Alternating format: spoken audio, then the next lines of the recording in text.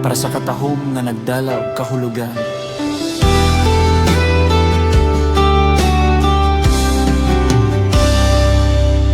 Sa matag kolor porma nga among gihimo, dili lang pang mata kundi mensahe nga Tinoo.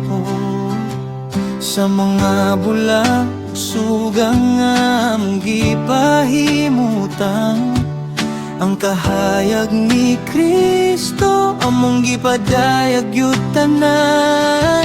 Walay mikropono, walay kusog nga tingog, pero ang among buhat nagiskot sa gugma sa Dios. Sa simple ug limpyo nga dekorasyon, ang presensya sa Ginoo among gipadayag sa kasing-kasing.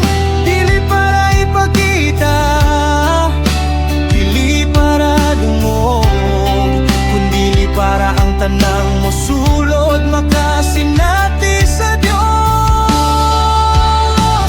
Decoration team, kamot nga naglalang sa matag detalye, gugma ang gigama. Decoration team, mata nga makakita sa kahayag ni Kristo nga among gisalamit diha.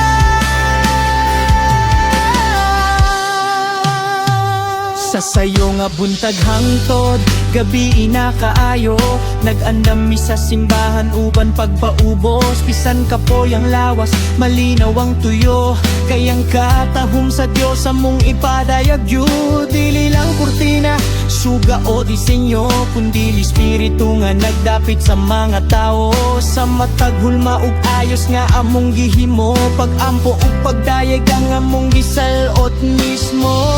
Ikaw ang tinuod nga katahom, ikaw ang sentro sa tanan. Jesus, ikaw among gidaya. Decoration team, padayon sa pag-alagad, bisan dili makita ang Diyos nagtan-an. Decoration team, kinabuhi gihalat sa matag kahayag, ang gugma ni Kristo among ipadayag.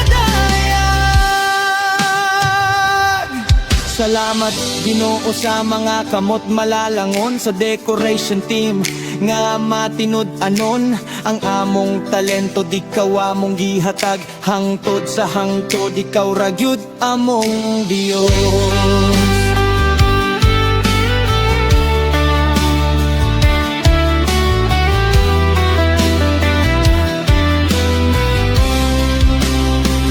Decoration team, padayon sa pag-alagad, bisan dili makita ang Diyos nagtan-aw. Decoration team, kinabuhi gihalat sa